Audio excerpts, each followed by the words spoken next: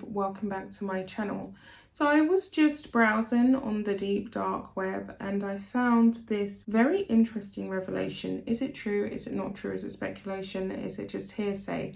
Allegedly, Meghan has moved to New York to pursue her political career. Now, they have pictures of her breezing through the airport and it's rather scary, but we all knew that this would happen at some point. So let me get into it and then I'm going to drop my thoughts on it.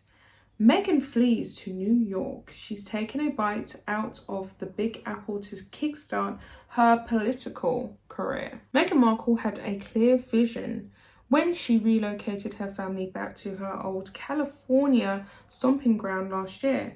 As newly crowned Duchess of Sussex, the former actress and LA native planned to rule over Hollywood, a town that once barely looked at her twice. However, due to the pandemic and widespread distaste among the LA elite for the way Meghan and her husband Prince Harry have publicly dissed the royal family, it hasn't quite been the glorious homecoming she had envisioned for herself. Now, with her plans to conquer Hollywood dead in the water, enterprising Meghan has set her eyes on a new prize, moving to New York City to maintain a residential address that would allow her to make political inroads in Manhattan. So I'm not really thoroughly well versed on the American political arena and how people actually navigate their way into politics.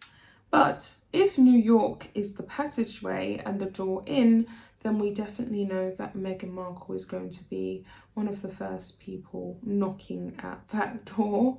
And this is the beginning of her discarding Harry, because Harry was always a stepping stone for Meghan. He was never the final destination.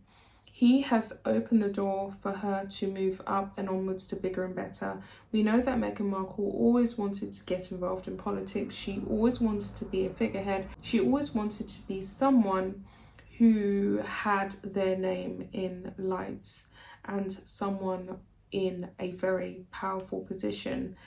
She definitely could not in any way, shape or form do that if she was serving the British public as she should be doing and serving as a senior member of the royal family. That just wasn't powerful enough for her. It wasn't glamorous enough for her. It wasn't good enough, and she's proven it. She's trashed the family in every way that she could possibly conceive of. So it says here, it's been long reported that Meghan has ambitions to be the President of the United States of America. A political insider with close ties to the current US Vice President Kamala Harris has said that Meghan could be starting her journey to the White House by running for Congress, just not in her native town, California. She won't get elected in her district, which is very centrist, and Meghan is seen as super woke, says the insider. The current advice is for her to get a place in New York so she can run for Congress, where voters are more likely to go for young, confident, socialist-leaning women of colour. Now, we know that Meghan Markle has not been telling us the full truth of her age, and it's rumoured and speculated that she is about 44 years old.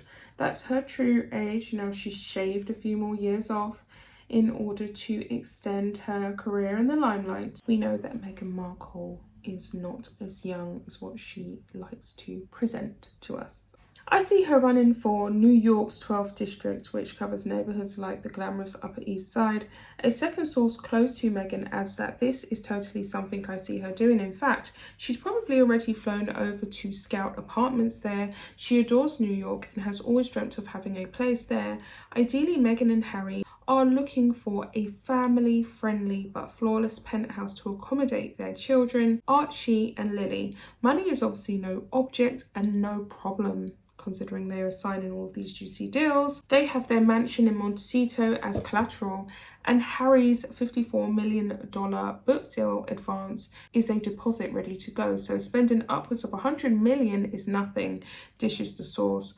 I could see Meghan jumping at an opportunity to move to the big city and start her political career. She's finding it harder to break into the LA scene than she had thought. And I do believe that there is a lot of truth to this. I do think that Meghan Markle is surprisingly struggling, and it's obviously news to her. For us, we always knew that this was going to happen, but I think that she is struggling because she's not really the atypical creative A-lister that she is now in the neighborhood of. She is someone who has pretty much risen to fame, to global recognition through who she's married. She wasn't a prominent actress. She didn't have Oscars. She didn't have BAFTAs.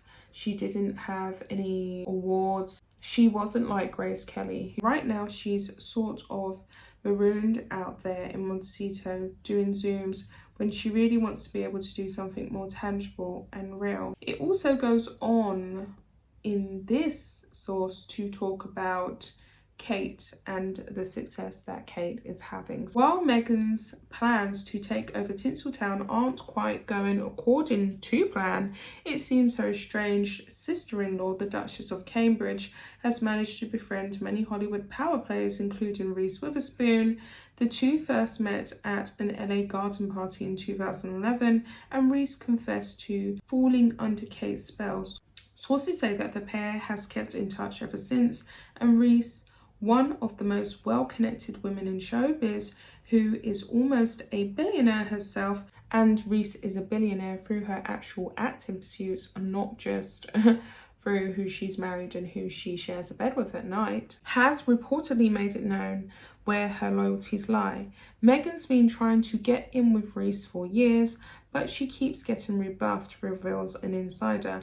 Reese wants nothing to do with her, and given how popular she is in LA, it's probably why you won't ever see her closest friends budding up to Meghan anytime soon either. A blind item on the website Crazy Days and Nights that is widely believed to be about Reese and Meghan recently loosely alleged that the Duchess of Sussex had invited the Legally Blonde star to her 2018 wedding to Prince Harry. It claims the actress in question said no because she didn't even know the illiterate one, which is a code name previously used by Cozy Days and Nights in items proven to be about Meghan. The illiterate one tried to get a deal done with the production company of the actress, continued the post. The actress said no because the projects were not interesting. So there you have it. Meghan Markle has tried to take advantage of Kate's friendship with Reese Witherspoon, and Reese Witherspoon has said, no, I don't want any parts of it. I want to stick to the authentic Duchess, the real Duchess, the genuine Duchess, the Duchess who is for the people and who is staying in her lane. I don't want to get any closer to this rogue runaway royal such as Meghan Markle. Yeah, it doesn't surprise me. I think there was another actress, I think it was Paula Patterson, someone like that.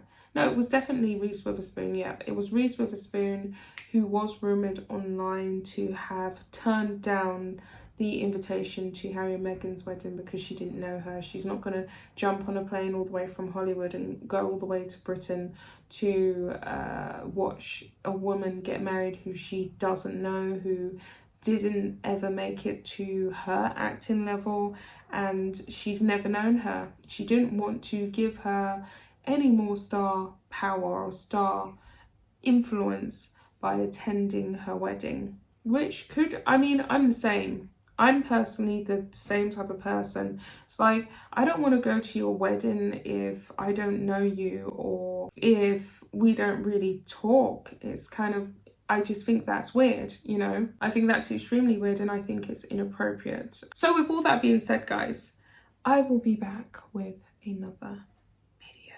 I'll be back with another one. Hating this lighting right now. Bye, guys.